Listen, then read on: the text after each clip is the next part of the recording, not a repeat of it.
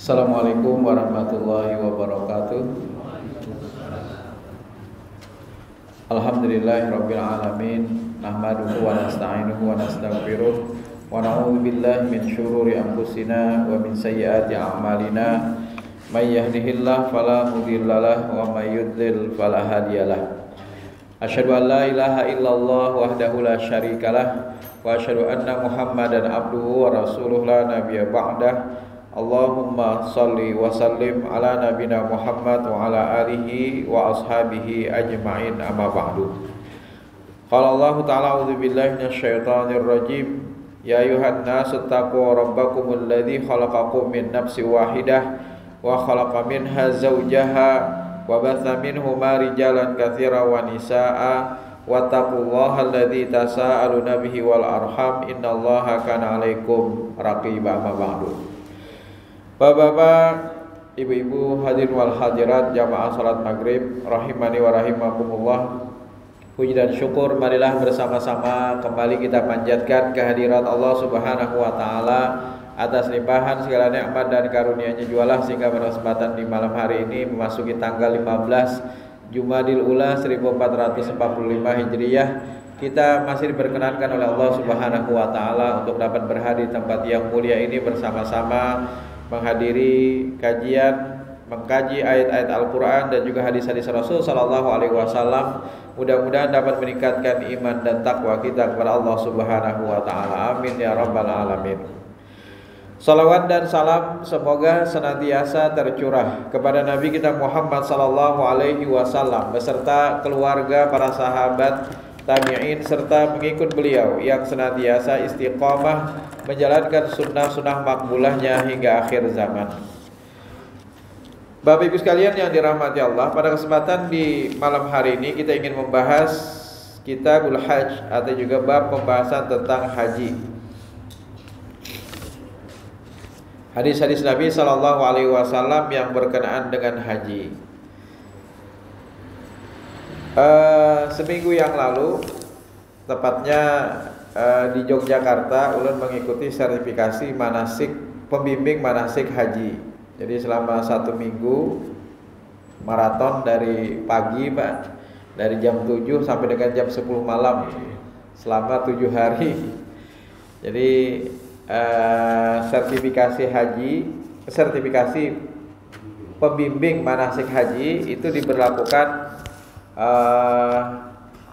bagi para pembimbing, baik itu pembimbing yang ingin memanasik atau juga ingin memberikan pembinaan pelatihan bagi para jamaah yang akan berangkat ibadah haji, atau juga mereka pembimbing itu yang nantinya akan bisa berangkat ke sana. Jadi karena pimpinan wilayah meminta untuk bisa ikut serta, karena pimpinan wilayah ingin membuat biro perjalanan haji dan umroh, atau juga termasuk juga membuat kelompok bimbingan ibadah haji dan juga umroh. Maka syaratnya adalah harus ada 1 orang yang tersertifikasi.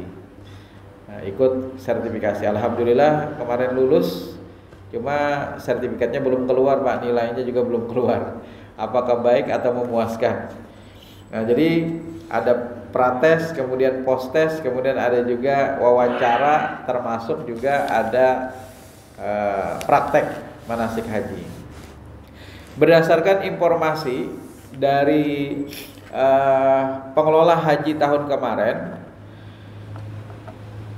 bahwa kematian tertinggi itu adalah di tahun 2023, Pak. Jadi kematian para jamaah haji tertinggi itu tahun kemarin. Selain daripada kejadian Mina, malah kalau kejadian Mina memang pernah terjadi tahun berapa itu? 97, Pak ya. Nggih. Itu tentu banyak lagi. Nah, ini kejadian yang tanpa adanya insiden. Disebabkan karena apa? Karena ternyata kebanyakan yang diberangkatkan tahun 2023 adalah para lansia dan juga risti, yaitu orang yang memiliki resiko tinggi. Nah, jadi karena banyak yang meninggal dunia, di data itu memang 774, Pak. 774. Tapi sebenarnya di lapangan itu 800 lebih, Pak. Karena pada saat kepulangan jamaah haji masih ada yang berada di rumah sakit, baik itu di Madinah atau juga Mekah, yang mereka pada saat itu juga meninggal dunia. Jadi datanya itu sebenarnya adalah hampir 800-an para jamaah haji. Nah, bahkan di antara para jamaah haji itu, mohon maaf, ada yang tidak bisa lagi beraktivitas sendiri, Pak. Jadi mereka tidak bisa beraktivitas, datang ke Arab Saudi atau pada saat datang haji ke sana langsung masuk rumah sakit. Kemudian pulangnya juga dari rumah sakit, Pak. Sehingga pada saat wukuf, pelaksanaan ibadah wukuf, karena al-hajju arafah, kata Nabi, yang namanya haji itu adalah arafah. Kalau tidak wukuf maka tidak sah hajinya, harus mengulang di tahun berikutnya. Maka banyak pada saat di tahun kemarin, tahun 2023 tadi, yang jamaah itu diberangkatkan dengan menggunakan ambulan, Pak. Jadi namanya adalah safari wukuf, bukan safari dakwah, Pak. Safari wukuf karena mereka dimasukkan semuanya ke dalam ambulan dengan menggunakan alat-alat yang terpasang di badan. Nah, jadi banyak ratusan ambulan yang berjejer untuk bisa mewukufkan para jamaah haji. Yang penting mereka lewat Arafah. Jadi lewat Arafah, kemudian setelah itu mereka nanti yang penting lewat daripada waktu maghrib. Nah, maka itu sudah dianggap sudah wukuf. Nah, dianggap wukuf pokoknya. Yang penting mereka sudah melewati waktu maghrib di tanggal 9 Zulhijjah menuju tanggal 10 Zulhijjah. Jadi karena banyak, Pak, akhirnya berjejer ambulan tuh nama angkut, Pak. Nah, oleh karena itulah kemudian juga ya ketidakmampuan untuk beraktivitas sehari-hari yang seharusnya juga disertai pendamping, tapi ternyata beliau berangkat sendiri. Nah, karena ada pendamping terpaksa, Pak, mohon maaf, kawan sekamar pun itu kebauan. Karena yang bersangkutan itu, mohon maaf, buang air besar dan buang air kecil di tempat, di kasur, di kamar. Akhirnya kawan sekamar yang satu hotel itu kebauan, terpaksa mereka tidurnya di luar kamar. Nah, ini menyulitkan banyak orang akhirnya. Belum lagi pembimbing luar biasa, harus memandikan mereka, menggendong mereka, dan segala macamnya. Tugas pembimbing bertambah berat karena keadaan jamaah lansia di tahun tadi. Nah, akhirnya di tahun akan datang oleh pemerintah itu di screening, Pak. Jadi istita'ah itu kan dalam surah Ali Imran ayat 97, inna awwala baiti wudi'a lin-nasi lalladzi bi Bakkata mubaraka wa hudal lil alamin fihi ayatum bayyinatum maqamu Ibrahim wa man dakhalahu kana amina walillahi 'alan nasi hajjul bait. Nah, jadi manistata'a, nah bagi siapa yang mampu melakukan yang namanya perjalanan. Jadi istita'ah itu dalam hadis Nabi, wa Anas radhiyallahu an qala qila ya Rasulullah, bertanyalah Anas kepada Rasul, wahai Rasul, mas sabil, apa yang dinamakan dengan as-sabil itu? Mampu melakukan perjalanan. Man istata'a ilaikumus sabila. Qala, kemudian Rasul pun menjawab, az-zadu war-rahilah, yaitu adalah perbekalan dan juga sanggup untuk melakukan perjalanan. Jadi perbekalannya ada. Jadi istita'ah itu adalah pertama mampu dari segi harta, yang akhirnya dia bisa membeli biaya perjalanan. Yang kedua, istita'ah itu juga penting, yaitu adalah istita'ah ilmu, Pak. Karena banyak jamaah haji kita yang kadangkala belajar manasiknya itu hanya 6 kali pertemuan, Pak. Nah, diadakan oleh kantor urusan agama, baik itu dari tingkat kabupaten sampai dengan kecamatan. Yang itu pertemuannya hanya singkat. Akhirnya banyak jamaah haji kita yang tidak bisa melakukan manasik dengan sempurna. Bahkan ditemui jamaah ulun pernah teimbai orang pada saat itu. Sidin ini kan mengandalkan rombongan, Pak. Rupanya Sidin terpisah dari rombongan. Akhirnya baru 3 kali putaran, Sidin bingung, apalagi nang digawi. Sekalinya pas kami bulikan, Sidin sudah di kamar. Berganti baju, Bang, pulang sudah, Pak. Berganti baju ihram dengan baju biasa. Jar kami sudah kapian tuntung. Balumnya Sidin, aku tadi hanya 3 putaran terpisah. Lalu bingung, apalagi nang digawi. Nah ini, ternyata banyak juga jamaah-jamaah lain yang mengalami hal demikian, Pak. Karena ketidaktahuan atau ketidakan yang namanya istita'ah ilmu manasik haji. Syukur-syukur juga kalau misalnya mengakunya pas di sana, kan bisa bayar dam, Pak. Bisa saja dengan diganti bayar dam, kemudian dia mengulang untuk mengambil mikot. Nah, mengambil mikot, setelah itu nanti kita pembimbing mengajak kembali untuk bisa melakukan rangkaian daripada umroh. Misalnya haji tamatu. Haji tamatu kan diawali dengan umroh dulu. Jadi beliau belum menyelesaikan karena tawafnya baru 3 kali, belum sampai sa'i, Pak. Belum sampai juga tahallul, sudah pakai baju dan pakai celana. Nah, akhirnya kalau seandainya mengakunya pas di sana, Pak, syukur. Ini mengakunya ada yang sampai pulang hanya mengaku. Imbah buli ke tanah air hanya mengaku semalam tuh jadi aku belum tuntung menggawi tawaf. Nah, atau bahkan ada juga yang mengakunya sudah ke tanah air pada saat tawaf tak kantut. Nah, jangan berpadah. Pada saat di sana kan maka kita bisa mengarahkan supaya mereka bisa mengulang dalam pelaksanaan ibadah tersebut.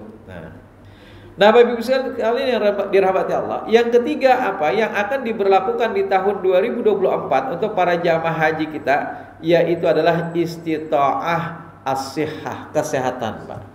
Jadi ini menjadi penting karena kejadian di tahun 2023, evaluasi yang dilakukan oleh pemerintah akhirnya berdasarkan kepada peraturan Menteri Kesehatan, maka disepakati bahwa istita'ah kesehatan itu harus juga dilakukan terhadap para jamaah.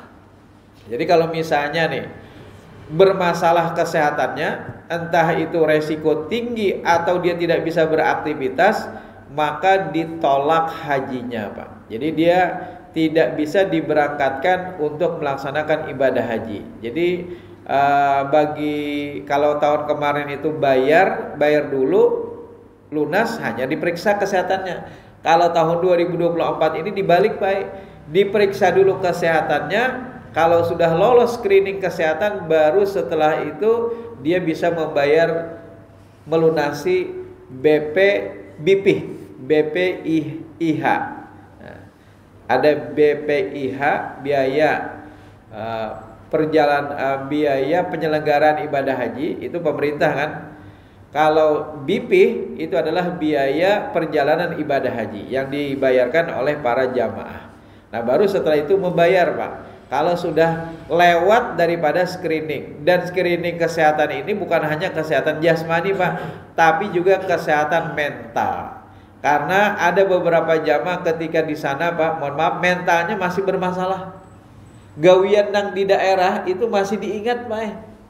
Jadi kada ingat bahwasanya mereka sedang berada di tanah suci melaksanakan ibadah. Jasidin aku behuma, keingatan behuma, Pak. Jadi gawian di daerah itu masih diingat sehingga dia terlupa atau mohon maaf mengelilu pada saat di tanah suci. Dia tidak bisa maksimal di dalam melaksanakan ibadah hajinya. Nah, oleh karena itulah nanti di tahun 2024 mungkin bulan Januari akan diperiksa masing-masing para jamaah haji itu kesehatannya, baik itu secara jasmani atau juga secara psikologi. Nah, Bapak Ibu sekalian yang dirahmati Allah, kemudian biaya haji, mungkin Bapak Ibu sekalian sudah buka YouTube atau juga berita-berita media sosial bahwa biaya ibadah haji tahun 2024 itu 93,4 juta, Pak. Tapi tidak perlu khawatir isu-isu di masyarakat seolah-olah haji itu naik, jangan. Jadi 105 atau 93,4, padahal sebenarnya kita semua haji itu disubsidi oleh pemerintah, Pak. Tahun kemarin kan 93, kita bayar cuma 49,9 karena sampai 50 juta, taruhlah 50 juta. Sisanya itu sebenarnya adalah disubsidi oleh pemerintah. Dari mana? Dari dana yang sudah kita setorkan ke BPKH. Jadi oleh BPKH dikelola dana itu, diinvestasikan pada investasi syariah tentunya. Kemudian dana itu triliunan, Pak, triliunan, menghasilkan keuntungan atau juga manfaat. Nah, dari keuntungan itulah bisa mensubsidi para jamaah haji yang berangkat dari tahun ke tahun. Jadi sebenarnya kita semua ini melaksanakan ibadah haji disubsidi oleh pemerintah dari dana manfaat tersebut. Tapi hebohnya di masyarakat, haji naik ya, nah itu haji naik, padahal sebenarnya yang kita bayarkan tidak sebesar itu. Tahun kemarin ditambah juga, Pak. Kenapa? Jar pada saat di Arafah, Mina, kemudian juga termasuk di Muzdalifah, makanannya jar kada memadai. Padahal sebenarnya anggarannya itu hanya 2 kali makan, Pak. 2 kali makan ditambah dengan 1 roti bahasanya. Kan biasa kita 3 kali makan, tapi karena dananya yang tidak mencukupi, 2 kali makan ditambah dengan roti. Tapi oleh Menteri Agama meminta agar dibagi jadi 3 kali makan. Pokoknya orang Indonesia itu kada sah kalau kada makan nasi. Amun hanya makan roti itu dianggap kada makan. Lalu dipecahlah yang seharusnya 2 kali makan menjadi 3 kali makan. Sehingga bahasanya uang 20.000 yang seharusnya bisa 2 kali makan, tapi dipecah menjadi 3 kali makan, akhirnya berkurang. Tapi isunya, kenapa jar kada memadai makanan? Padahal sebenarnya usaha daripada pemerintah ingin supaya makan itu diberikan. Nah, makan itu diberikan. Cuma isu yang berkembang seolah-olah pelayanan makan itu tidak sebagaimana adanya. Padahal sebenarnya pemerintah ingin supaya mereka bisa makan 3 kali. Akhirnya dana yang 2 kali itu dipecah menjadi 3. Nah, inilah jadi kita memang kada kawa juga mempercayai berita-berita di media-media sosial itu, Pak. Jadi kita harus melakukan tabayun. Jadi setelah kita mendengar langsung bagaimana sebenarnya dalam hal ini Dirjen Haji, yaitu Prof. Ilman Latif. Beliau juga dulu adalah sebagai Ketua Lajismu. Sekarang beliau diangkat menjadi Dirjen Haji. Beliau berupaya untuk bisa menyelenggarakan ibadah haji itu dengan sebaik-baiknya. Nah, Bapak Ibu sekalian yang dirahmati Allah, oleh karena itulah mungkin pada kesempatan di malam hari ini kita ingin membahas sedikit tentang pelaksanaan ibadah haji dan juga ibadah umroh. Ada beberapa hadis Nabi SAW yang ingin kita bahas. Pertama adalah terkait dengan rukun haji. Rukun haji itu pertama adalah ihram dari mikot. Ihram dari mikot. Jadi kalau seandainya seseorang lewat daripada batas mikot, maka ini akan menyebabkan tidak sah hajinya. Nah, tidak sah hajinya. Jadi ada 4 batasan mikot yang telah ditetapkan oleh baginda Rasul sallallahu alaihi wasallam.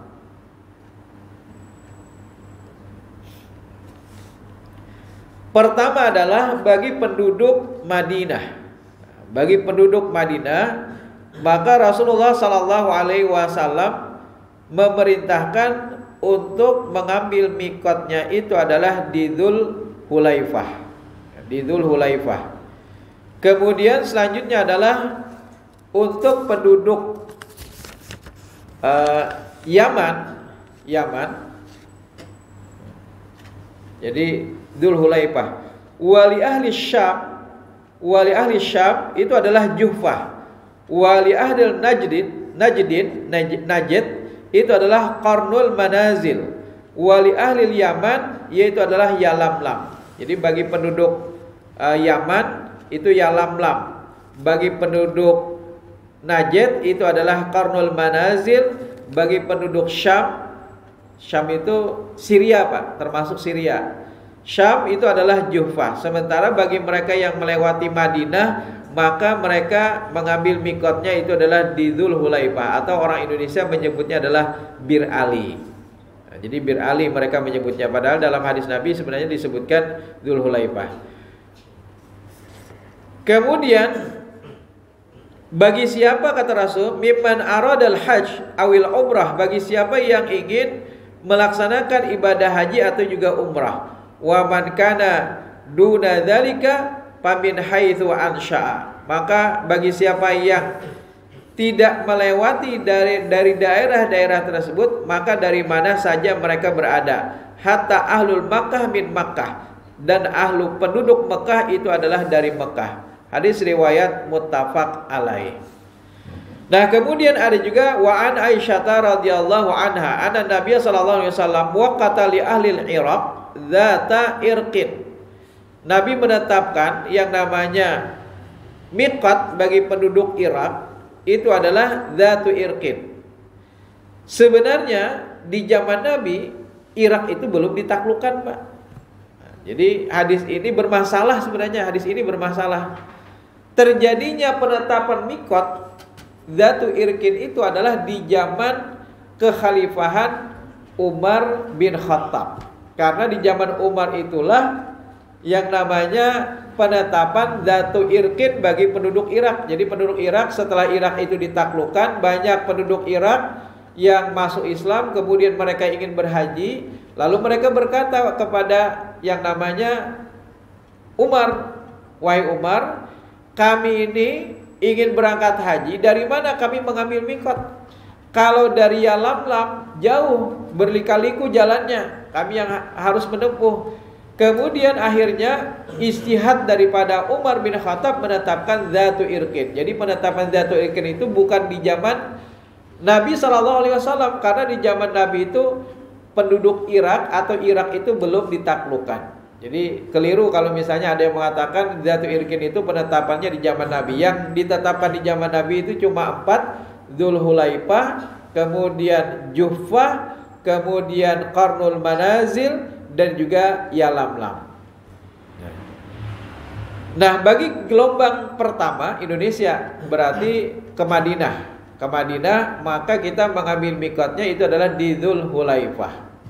Nah, bagaimana gelombang kedua? Nah, gelombang kedua ini, Pak, yang mereka langsung menuju Jeddah, tidak melalui Madinah. Akhirnya ada di antara para jamaah yang mereka mengambil mikotnya itu di atas pesawat. Nah, di atas pesawat, yaitu ketika ada pengumuman sebentar lagi kita akan berada di atas Yalamlam. Nah, di atas Yalamlam atau juga Qarnul Manazil. Jadi ketika itu diumumkan. Cuma khawatirnya, Pak, yang namanya kecepatan pesawat itu 1000 km per jam, Pak.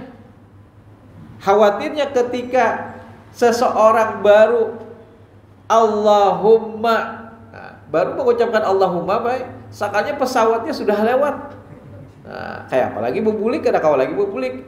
Maka dalam hal ini oleh pemerintah, maksudnya MUI dan juga Majelis Tarjih Muhammadiyah, termasuk juga adalah Bahthul Masail Nahdlatul Ulama, menetapkan berdasarkan ijtihad bahwa yang namanya mikot bagi mereka yang menggunakan pesawat itu adalah di Jeddah. Apa alasannya?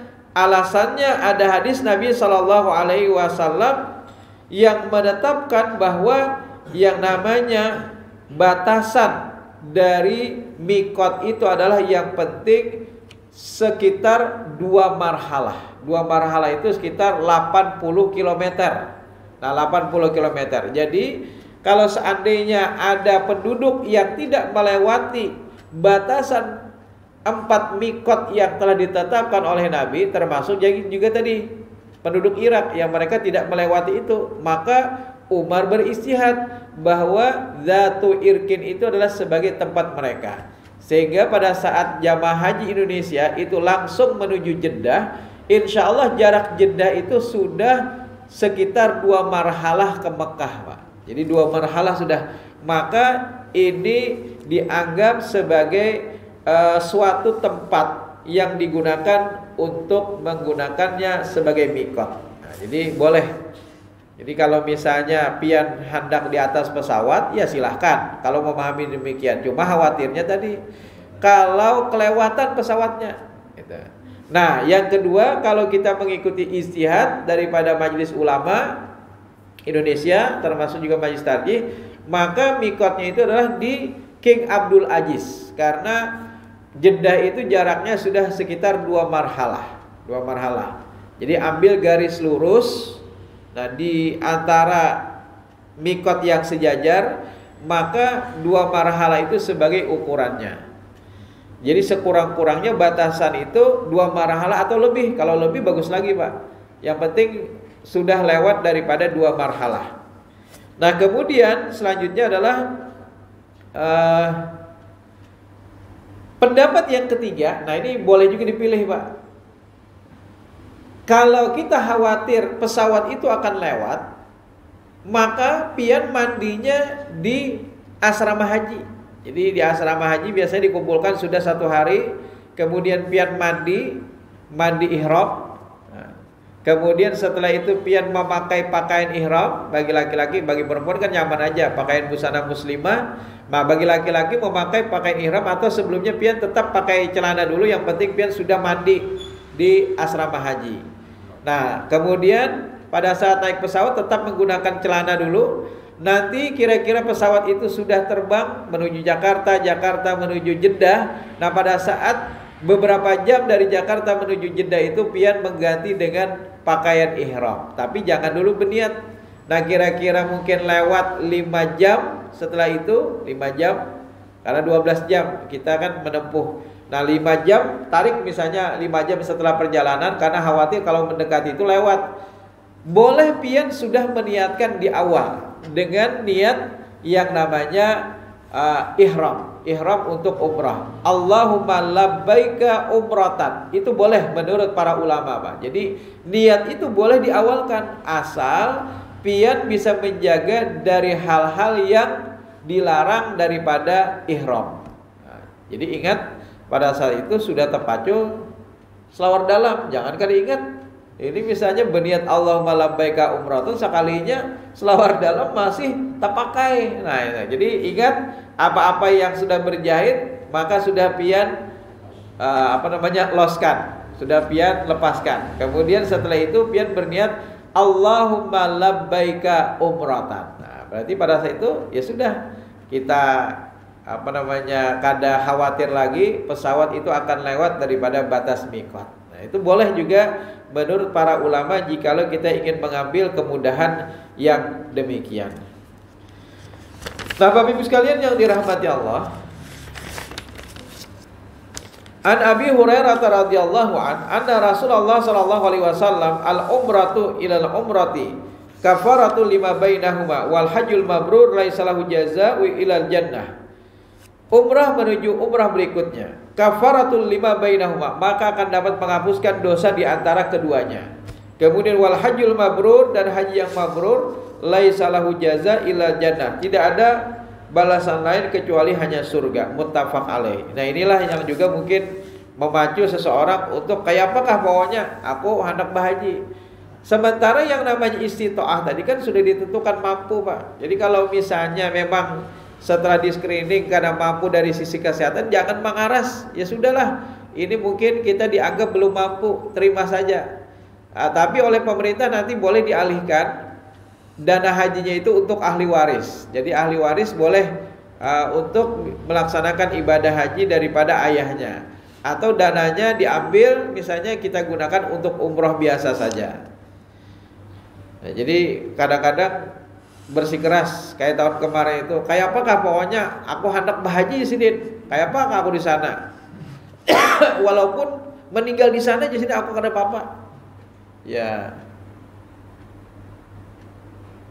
Kalau misalnya kada meninggal kayak apa-apa. Kan yang menggaduhnya, yang kasihan, sudah mengangkutnya ke sana, membulikakannya pulang. Nah itu. Ya Sidin, aku meninggal di sana kada apa-apa ya Sidin. Pas Sidin diberi umur panjang. Sementara Sidin kada meninggal juga misalnya. Wa an Aisyah radhiyallahu anha, dari Aisyah radhiyallahu anha qalat, qultu ya Rasulullah, aku bertanya kepada Rasul, alan nisa'i jihadun, apakah terhadap perempuan itu juga ada jihad ya Rasul?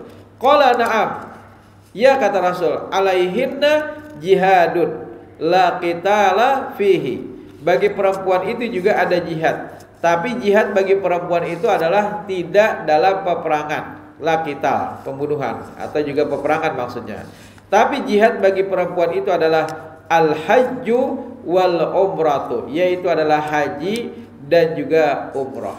Jadi jihadnya bagi wanita itu adalah salah satunya yaitu dengan haji dan juga umrah.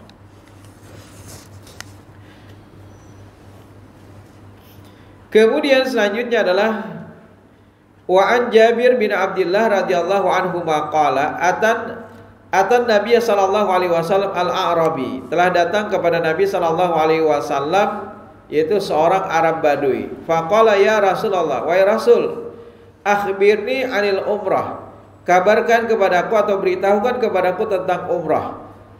Awajibatun hiya, apakah umrah itu wajib? Faqala la, tidak, kata Rasul, umrah itu tidak wajib. Wa anta tamira khairun laka, engkau berumrah itu lebih baik bagimu. Jadi umrah itu adalah pertama bisa mendatangkan berkah bagi kita, harta kita. Maka itu baik orang berumrah itu menarik rizki untuk umrah berikutnya. Jadi imbau umrah sekali, baik sini bisa lagi berumrah, karena itu adalah janji bagi mereka yang melaksanakan ibadah umrah selain daripada diampuni dosanya di antara umrah itu dengan umrah berikutnya. Cuma tadi sekali perjalanan. Nah, ini menurut sebagian ulama, umrah itu hanya bisa dilakukan dalam satu kali. Nah, ini pendapat pertama. Jadi sekali perjalanan, umrahnya cuma sekali aja. Apa alasannya? Karena Nabi SAW dalam seumur hidup beliau hanya melakukan umrah itu sebanyak 3 kali, atau yang digabung dengan haji berarti 4 kali. Nah, jadi Nabi melaksanakan umrah 3 kali, kalau yang dengan haji itu 4 kali berarti. Nah, hanya sebanyak itu, dan itu dilakukan Nabi sekali perjalanan. Akhirnya para ulama menetapkan bahwa umrah itu tidak bisa dalam satu kali perjalanan dilakukan berkali-kali. Ini banyak Pak jamaah haji kita yang karena mau ambil pulang mikot di Tanim, karena mau ambil mikat pulang di Ji'ranah. Akhirnya berkali-kali. Nah, itu juga yang menyebabkan banyak di antara jamaah yang kelelahan, Pak. Puncak hajinya akhirnya kelelahan karena sidin pagi mau ambil mikot, karena siang mau ambil mikot pulang, karena isuknya bahkan berpanas-panasan, Pak. Pian sudah berapa kali jam umroh? Aku di sini sudah 5 kali. Nah, merasa sekali lah. Akhirnya isuk, pokoknya aku anak umrah aja, ambil mikot di Ji'ranah aja. Nah, akhirnya saling bertanding-tanding di antara para jamaah, tidak mengukur tentang kesehatannya, tentang kemampuan fisiknya. Akhirnya pada saat pelaksanaan puncak ibadah haji, banyak yang kelelahan, yang akhirnya meninggal dunia. Dan itu banyak ditemui, Pak. Awalnya sehat, tapi karena terporsir tenaganya umrah berkali-kali pada saat itu, maka inilah yang menyebabkan banyaknya jatuh korban, meninggal dunia. Padahal sidin awalnya sehat, tapi karena diporsir itu, Pak. Nah, Bapak Ibu sekalian yang dirahmati Allah, memang ada perbedaan lain yang mengatakan umrah itu setiap 10 hari. Nah, 10 hari. Jadi batasannya kalau sudah lewat daripada 10 hari hanya kau lagi berumrah aja. Nah, pendapat pertama tadi hanya 1 kali perjalanan saja, itu 1 kali umrah. Pendapat yang kedua tadi mengatakan 10 hari batasannya, lewat daripada 10 hari maka kita boleh mengambil umrah lagi. Wallahu alam mana di antara pendapat ini, dan kebanyakan travel itu menawarkan supaya apa namanya payu, maka ditawarkanlah berkali-kali umrah. Apalagi yang dilakukan umrah ketika haji tamattu, Pak. Kan berarti harus bayar dam berkali-kali. Amun inya umrah sekali kan bayar damnya sekali. kalau dia sebelum haji melaksanakan umroh berkali-kali, berarti sebanyak itu pula dia harus membayar dam. Dan itu yang tidak disadari oleh para jamaah haji kita. Berarti kalau sidin mau ambil mikot umroh 10 kali, berarti sidin harus menyembelih 10 kambing. Itu yang tidak disadari oleh para jamaah haji kita. Jadi simpan tenaga, lebih baik mengamalkan sesuatu yang memang sesuai dengan syariat. Jadi yang bujur-bujur aja lah, kalau usah macam-macam. Yang penting kita sudah selesaikan pertama kali umrah kita tamattu itu dengan baik dan sempurna. Sudah selesailah. Tinggal menunggu persiapan menuju puncak haji, yaitu di tanggal 8 Dzulhijjah atau juga di hari Tarwiyah. Nah, banyak karena nafsu tadi. Mumpung berada di sana, tapi tidak menyadari bagaimana sebenarnya aturannya. Bapak Ibu sekalian yang dirahmati Allah, kemudian al-hajj wal umratu faridatani. Haji dan umrah itu adalah 2 kefarduan. Padahal kalau kita konversi dengan hadis pertama tadi, yang namanya umrah kata Nabi itu adalah hanya sunnah hukumnya.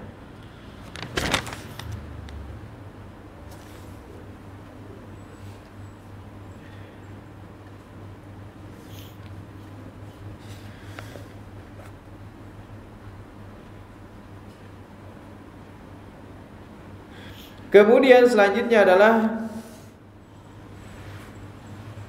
wa anhu radhiyallahu anhu qala kana al-fadlu ibnu Abbas radhiyallahu anhuma rafida Rasulillah sallallahu alaihi wasallam faja'at imra'atan min Khaytham. Pada saat itu Nabi sallallahu alaihi wasallam sedang dibonceng oleh Ibnu Abbas.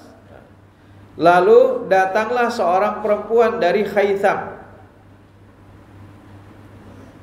Nah, ternyata pada saat itu wanita ini berpandangan dengan Ibnu Abbas. Faja'al al-fadlu yanzuru ilaiha wa tanzuru ilaihi.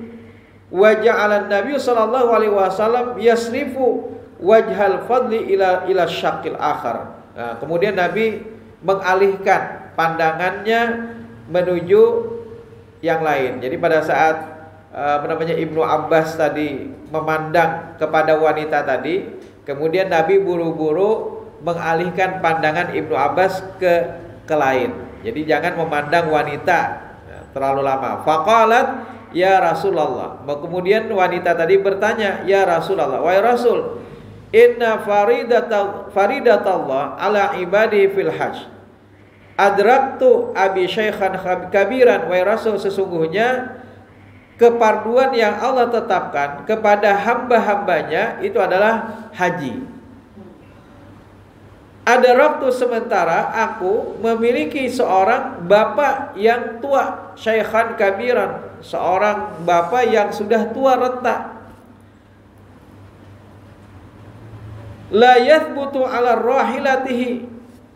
Dia tidak memiliki yang namanya, tidak mampu untuk duduk di atas unta terlalu lama. Dia tidak mampu untuk duduk di atas pelana terlalu lama.